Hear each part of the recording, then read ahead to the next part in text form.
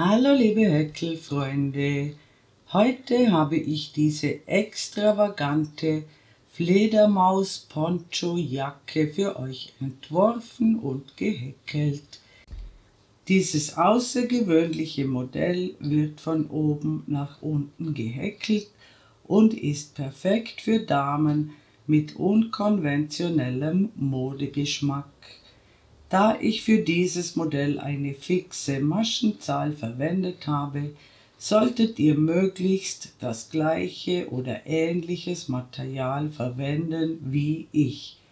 Angaben zum verwendeten Material sowie Richtwerte zum Verbrauch für eure Größe findet ihr auf der Materialseite nach den Intros. Einige Wollvorschläge verlinke ich euch auch in der Infobox unter diesem Video. Die Angaben für die Größen 36 bis 50 erscheinen immer dann im Video, wenn sie benötigt werden. Und jetzt wünsche ich euch viel Freude beim Nacharbeiten.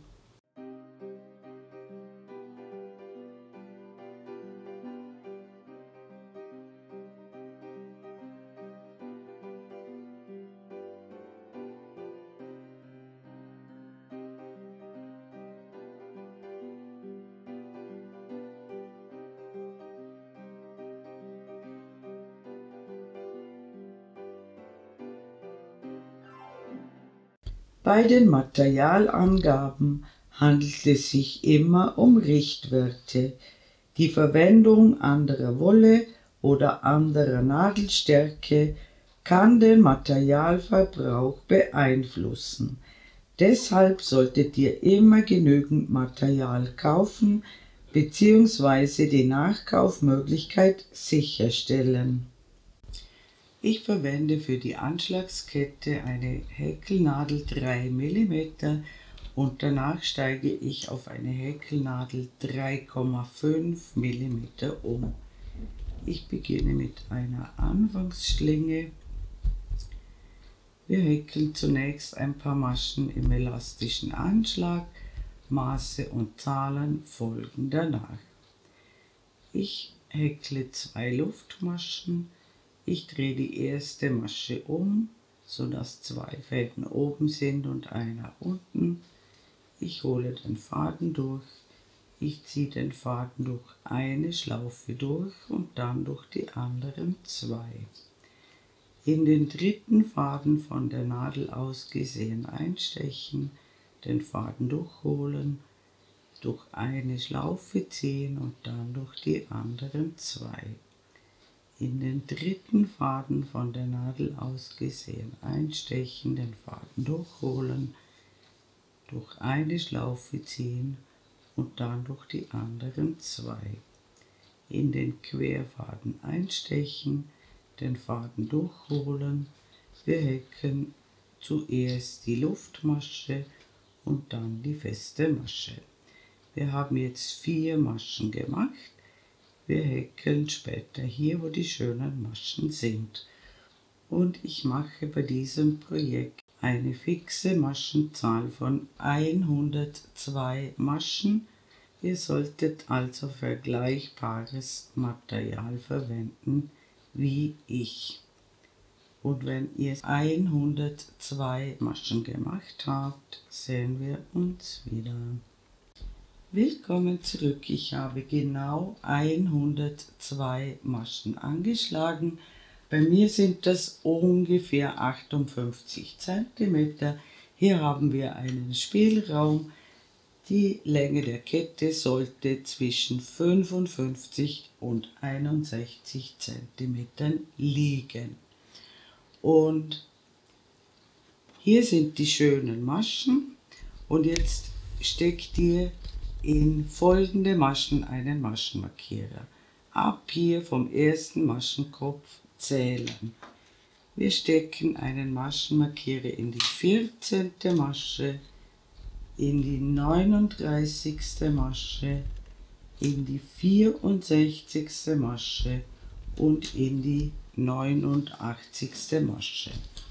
Als Orientierung hier in die 14. Masche Und dann sind zwischen den Maschenmarkierern immer 24 Maschen und am Ende bleiben 13 Maschen übrig.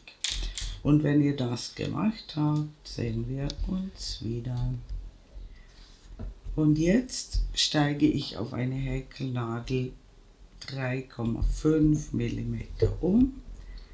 Ich häkle das Ersatzstäbchen auf folgende Weise. Ich häkle eine Luftmasche, eine feste Masche in den ersten Maschenkopf, noch eine Luftmasche und eine feste Masche ins linke Maschenglied der unteren festen Masche.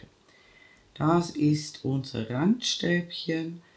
Jetzt lassen wir eine Masche aus und häkeln 2 Stäbchen in eine Masche und in die nächste Masche ebenfalls 2 Stäbchen.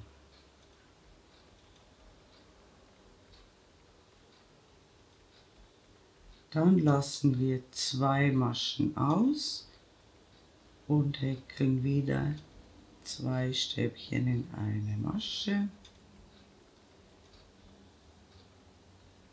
und gleich noch einmal in die nächste Masche 2 Stäbchen. Wir lassen wieder 2 Maschen aus und häkeln 2 Stäbchen in eine Masche und noch einmal in die nächste Masche 2 Stäbchen. Jetzt haben wir bis zum Maschenmarkierer eine Masche übrig.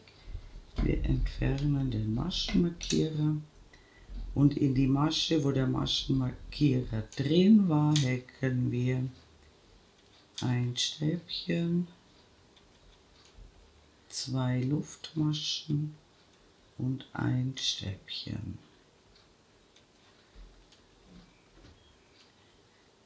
Das ist die erste Ecke und hier haben wir 3 Vierergruppen und das Randstäbchen. Nach der Ecke lassen wir eine Masche aus und hier beginnen wir mit den Vierergruppen. Wir häkeln immer 2 Stäbchen in eine Masche und in die nächste Masche noch einmal 2 Stäbchen. Und zwischen den Gruppen lassen wir 2 Maschen aus und häkeln wieder 2 Stäbchen in eine Masche und in die nächste Masche ebenfalls 2 Stäbchen. Wir lassen 2 Maschen aus und häkeln wieder eine Vierergruppe. In die erste Masche 2 Stäbchen und in die nächste Masche 2 Stäbchen. 2 Maschen auslassen, 2 Stäbchen in eine Masche häkeln, 2 Maschen in die nächste Masche häkeln,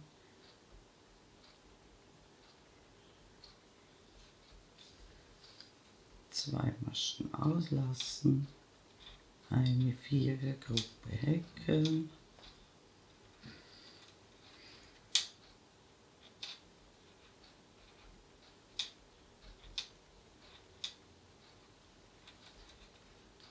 zwei auslassen und noch eine Vierergruppe häkeln.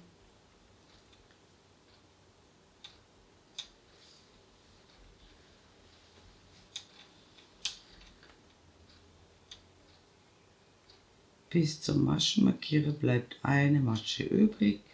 Wir entfernen den Maschenmarkierer und in diese Masche, wo der Maschenmarkierer drin war, häkeln wir ein Stäbchen, 2 Luftmaschen und ein Stäbchen, das ist die zweite Ecke.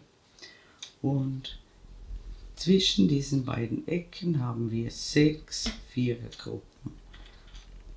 Ganz wichtig ist, nach der Ecke nur eine Masche auslassen und zwischen den Gruppen immer 2 Maschen auslassen.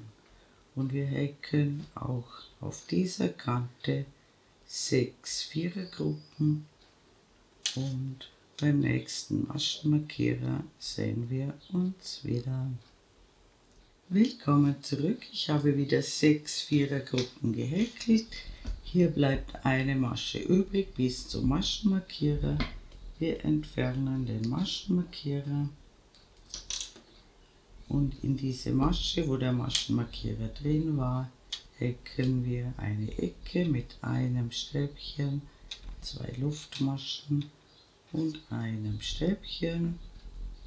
Wir lassen eine Masche aus und häkeln wieder 6 Vierergruppen. Und wenn ihr das gemacht habt, sehen wir uns an der nächsten Ecke wieder. Willkommen zurück, ich habe wieder 6 Vierergruppen gehäkelt. Eine Masche muss übrig bleiben bis zum Maschenmarkierer. Wir entfernen den Maschenmarkierer und häkeln in die Masche, wo der Maschenmarkierer drin war, ein Stäbchen, 2 Luftmaschen und ein Stäbchen. Wir lassen eine Masche aus und wir häkeln 3 Vierergruppen. Am Ende der Reihe bleiben 2 Maschen übrig und dort sehen wir uns wieder. Willkommen zurück, ich habe 3 Vierergruppen gehäkelt, 2 Maschen bleiben übrig. Wir überspringen eine Masche und in die letzte Masche häkeln wir ein Randstäbchen. Wir haben auch mit einem Randstäbchen begonnen. Das war die erste Musterreihe. Der Mustersatz besteht aus 4 Reihen. Ich zeige euch alle 4 Reihen. Wir beginnen immer mit dem Ersatzstäbchen in die erste Masche.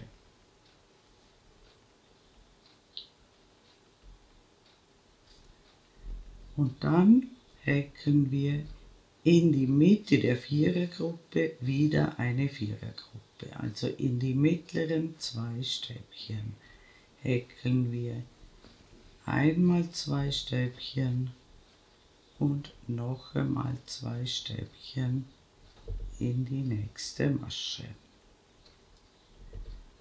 Dann 2 Maschen überspringen, dann seid ihr genau in der Mitte der Vierergruppe und da häkeln wir wieder eine Vierergruppe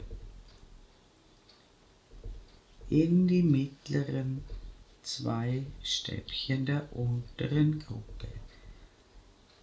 2 auslassen und eine Vierergruppe häkeln.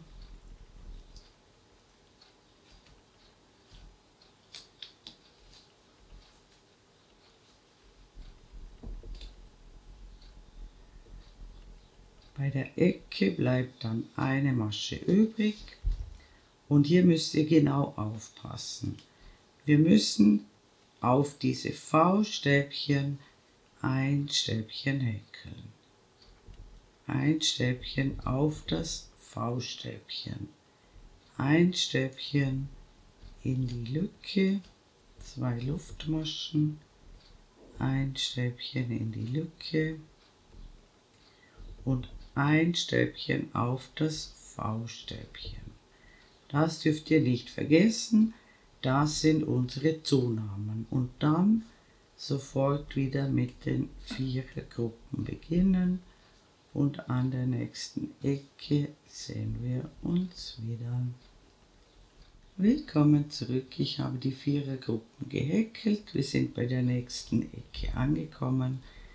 Und in der zweiten Musterreihe haben wir ein Stäbchen vor der Lücke, ein Stäbchen in die Lücke, 2 Luftmaschen, ein Stäbchen in die Lücke und ein Stäbchen auf das V-Stäbchen nach der Lücke. Alle Ecken müssen so aussehen. Und wir häkeln die nächsten Kanten genau gleich und die nächsten Ecken. Und am Ende der Reihe sehen wir uns wieder. Willkommen zurück, ich bin beinahe mit der Reihe fertig. Wie gesagt, alle Ecken müssen so aussehen, dass hier 2 Stäbchen zusammenkommen. Jede Reihe endet mit dem Randstäbchen. Hier bleibt immer eine Masche übrig, die überspringen wir und häkeln das Randstäbchen. Und wir wenden die Arbeit. Und wir beginnen wieder mit dem Randstäbchen ganz am Anfang der Reihe. Wir häkeln alle Gruppen bis zur Ecke und dort sehen wir uns wieder. Willkommen zurück, ich bin an der Ecke angekommen. Hier haben wir 2 Stäbchen als Basis. Wir häkeln 2 Stäbchen vor der Lücke auf die vorhandenen Stäbchen, ein Stäbchen in die Lücke, 2 Luftmaschen, ein Stäbchen in die Lücke und 2 Stäbchen nach der Lücke.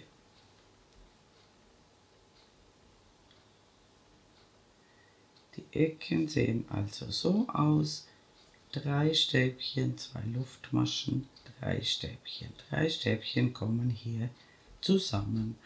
Und das machen wir bei allen Ecken gleich. Und am Ende der Reihe sehen wir uns wieder. Willkommen zurück. Ich habe die Reihe mit dem Randstäbchen beendet. Die Ecken müssen so aussehen. 3 Stäbchen kommen hier zusammen. Und wir wenden die Arbeit und wir kommen zur 4. Musterreihe. Auch die beginnt mit dem Randstäbchen. Wir häkeln unsere 4er-Gruppen bis zur Ecke und dort sehen wir uns wieder. Willkommen zurück, ich bin an der Ecke angekommen. Wir haben 3 Stäbchen als Basis. Wir häkeln also 3 Stäbchen bis zur Lücke. In die Lücke häkeln wir ein Stäbchen, 2 Luftmaschen und ein Stäbchen. Und auch nach der Lücke haben wir 3 Stäbchen.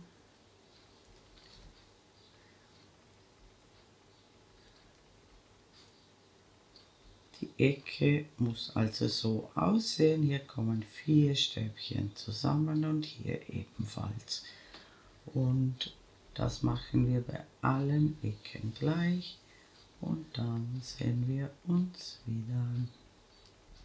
Willkommen zurück. Ich habe die Reihe zu Ende gehäkelt. Alle Ecken müssen so aussehen. Beidseitig der Ecke müssen 4 Stäbchen sein. Und wir haben den Mustersatz jetzt einmal gehäkelt. Wir kommen wieder zur ersten Musterreihe und die machen wir noch gemeinsam. Wir starten immer mit dem Randstäbchen. Wir häkeln bis zur ersten Ecke und dort sehen wir uns wieder. Willkommen zurück, ich bin bei der Ecke angekommen und wir haben jetzt 4 Stäbchen als Basis. Das bedeutet, wir können vor und nach der Lücke neue 4er-Gruppen bilden. Wir häkeln also über diesen 4 Eckstäbchen eine neue 4er-Gruppe. Und in dieser ersten Musterreihe haben wir hier nur das V, also ein Stäbchen in die Lücke, 2 Luftmaschen und ein Stäbchen in die Lücke und sofort nach der Ecke bilden wir wieder eine neue Vierergruppe.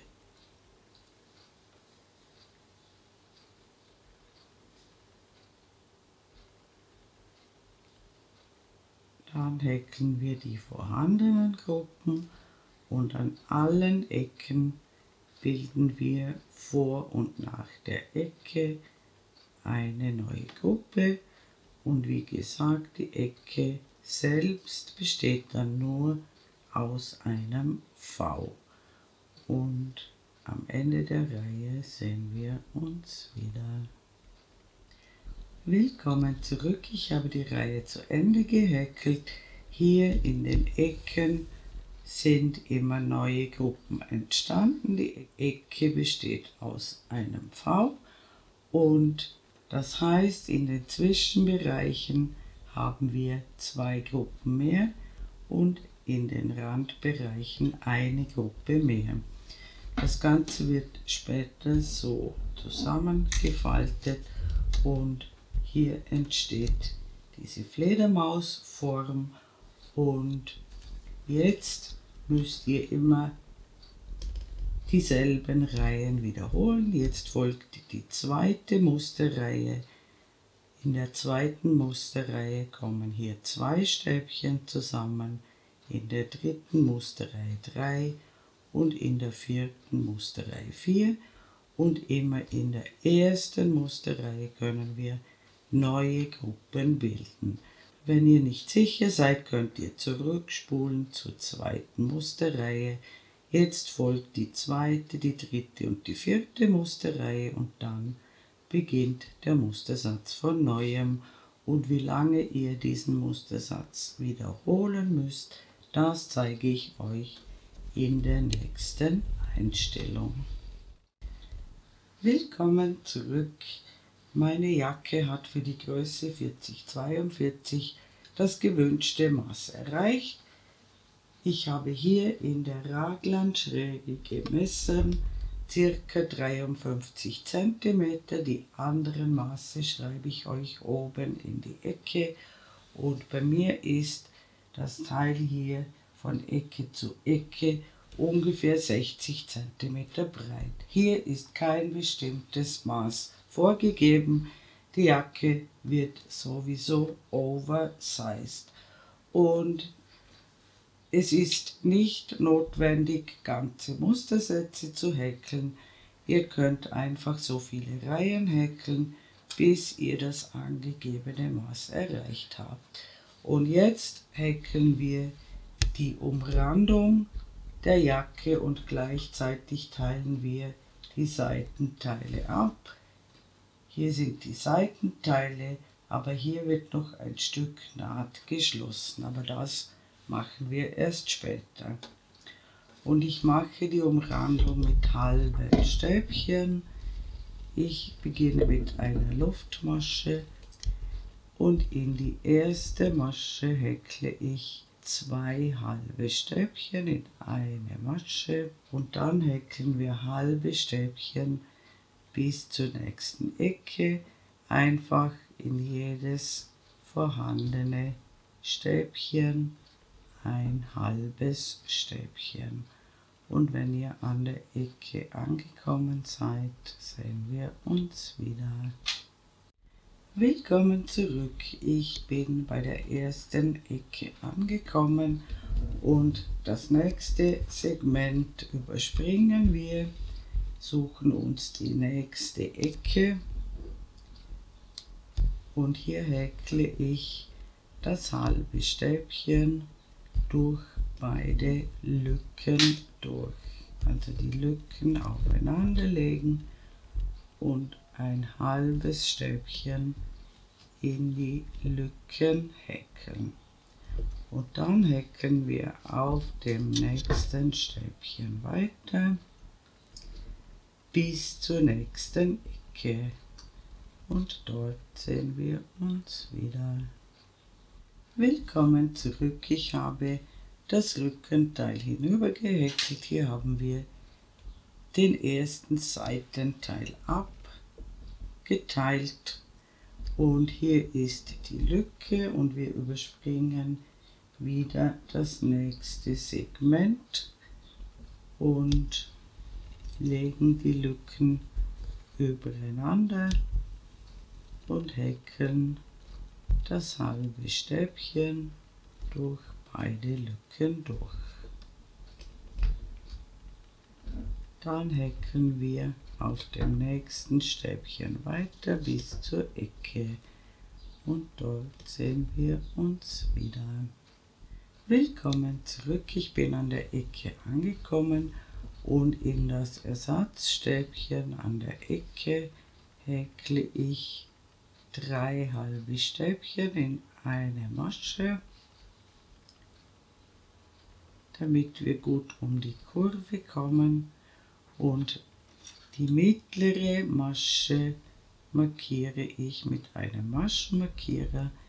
Hier kommen in jeder Runde 3 halbe Stäbchen hinein. Und dann häkeln wir die vordere Kante hinauf, das ist die im Tragen rechte Seite, und wir häkeln um jedes Randstäbchen herum 2 halbe Stäbchen, bis wir beim Halsausschnitt ankommen, und dort sehen wir uns wieder. Willkommen zurück, ich bin am oberen Rand der Jacke angekommen. Bei mir hängt jetzt der Anfangsfaden auf dieser Seite. Das kommt darauf an, wie viele Reihen ihr gemacht habt. Er kann auch auf der anderen Seite sein.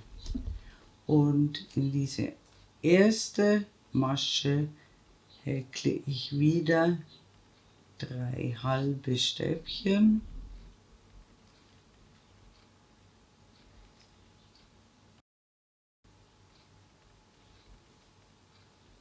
Und dann häkeln wir in jede vorhandene Einstichstelle ein halbes Stäbchen.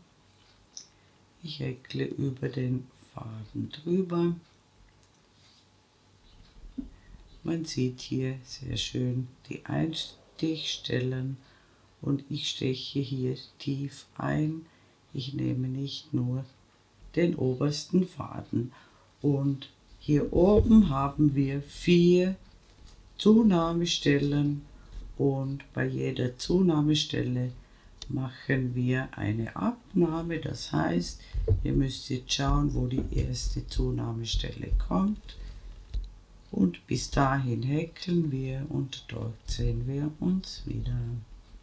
Willkommen zurück, ich bin bei der ersten Raglandschräge angekommen und ich habe eine Masche vorher aufgehört und hier häkle ich 3 zusammen abgemaschte halbe Stäbchen über diese 3 Maschen.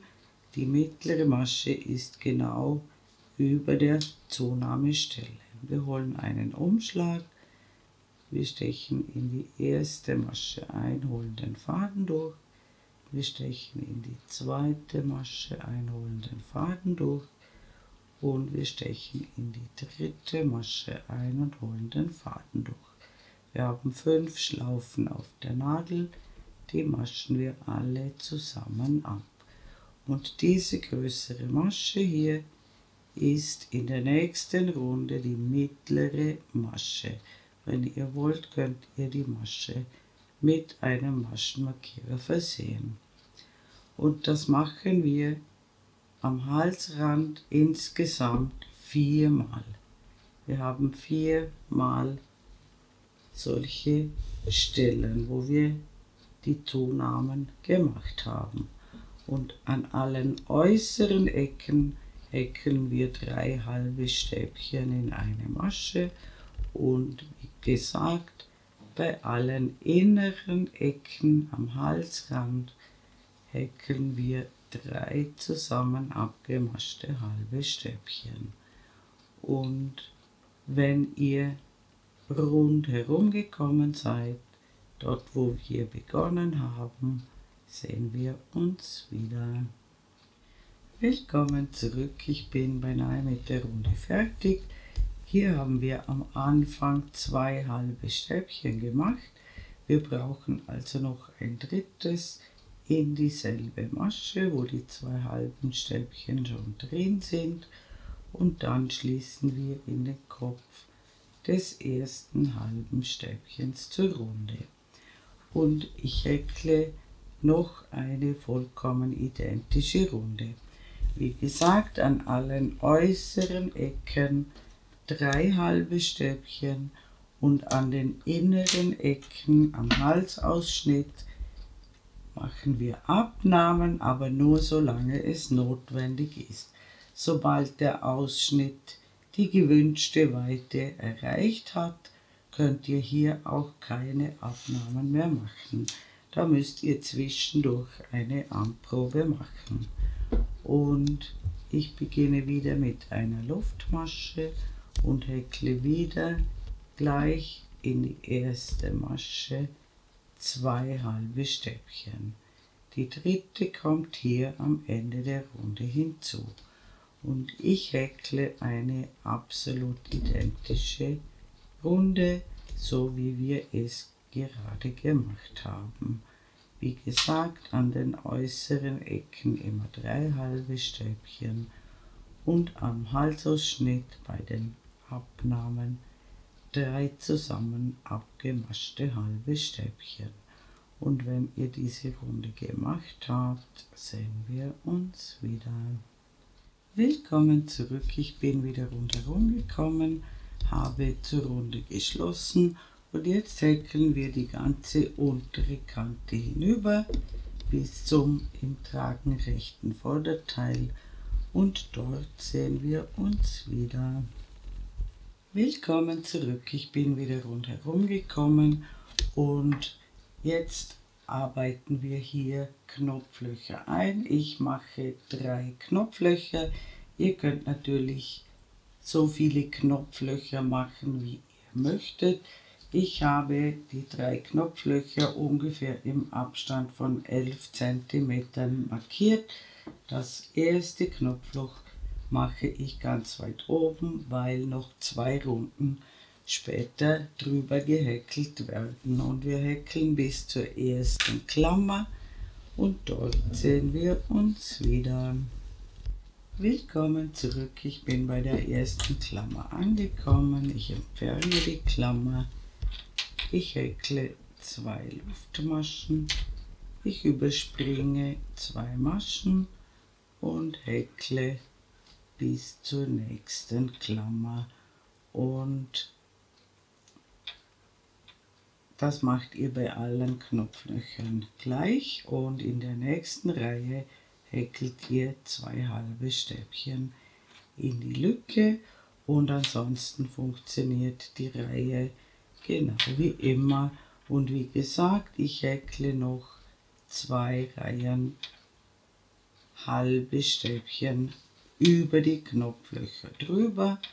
Dann werde ich eine Seite vorbereiten und die zweite Seite machen wir dann gemeinsam, und dort sehen wir uns wieder. Willkommen zurück, ich habe die Umrandung fertig gehäkelt und die Knöpfe angenäht, und ich habe zum Beispiel die Abnahmen am Kragen bis zum Schluss durchgezogen.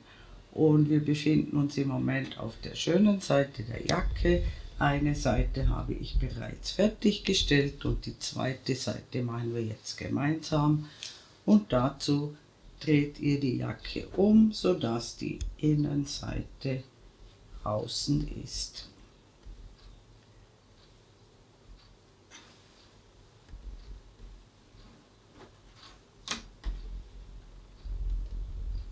Und jetzt schaut ihr, dass die Gruppen hier ganz genau aufeinander passen, und ich lasse hier zum Beispiel 6 Gruppen frei. Bei mir sind das ungefähr 14 bis 15 cm, und die anderen Maße schreibe ich euch oben in die Ecke. Und dieses Stück schließen wir Hier könnt ihr euch einen Maschenmarkierer hineingeben.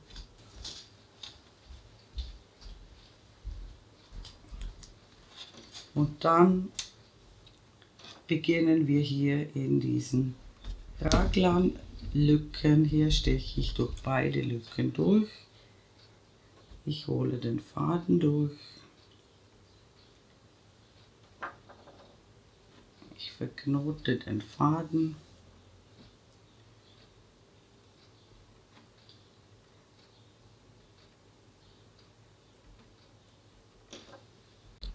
Ich steche durch dieselben Lücken durch, hole den Faden durch und häkle eine Luftmasche und dann eine feste Masche in dieselbe Lücke.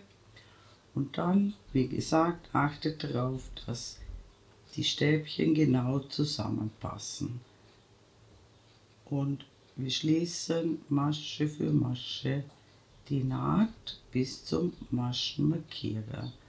Und wir lassen den Faden dran, den brauchen wir noch und da sehen wir uns gleich wieder. Willkommen zurück, ich habe die Naht bis zum Maschenmarkierer geschlossen. Die Naht solltet ihr ein bisschen stretchen und die letzte feste Masche habe ich in die Lücke gehäkelt. Und jetzt gebe ich hier einen Maschenmarkierer hinein und ich drehe die Jacke auf die schöne Seite um und hole hier den Knäuel durch. Und wenn ihr das gemacht habt, sehen wir uns wieder. Willkommen zurück, ich habe die Jacke umgedreht. Hier ist die Naht auf der schönen Seite zu sehen. Ich entferne den Maschenmarkierer, nehme die Masche wieder auf und ich häkle eine Luftmasche und dann häkle ich auf jedes vorhandene Stäbchen ein halbes Stäbchen, bis ich wieder unter dem Arm ankomme und dort sehen wir uns wieder. Willkommen zurück, ich bin wieder bei der Naht angekommen und ich schließe in den Kopf des ersten halben Stäbchens zur Runde und ich beginne immer mit einer Luftmasche und häkle in dieselbe Masche, wo die Luftmasche herauskommt, das erste halbe Stäbchen und ich häkle insgesamt 5 Runden halbe Stäbchen. Dann macht ihr den zweiten Ärmel genau gleich und dann ist unsere wunderschöne Jacke fertig. Liebe Handarbeitsfreunde, ich bedanke mich herzlich fürs Zuschauen. Ich hoffe, ihr habt viel Freude beim Nacharbeiten dieses wunderschönen Projekts und mein nächstes Video ist schon in Arbeit. Ich würde mich sehr freuen, wenn ihr meinen Kanal abonnieren würdet. Falls ihr mir ein besonderes Dankeschön zukommen lassen wollt, könnt ihr das mit dem Super Thanks Button unter diesem Video tun. Viele meiner Vorführmodelle könnt ihr in meinem kleinen Shop erwerben. Den Link zum Shop findet ihr in der Infobox unter diesem Video. Eure Karin aus dem Ländle.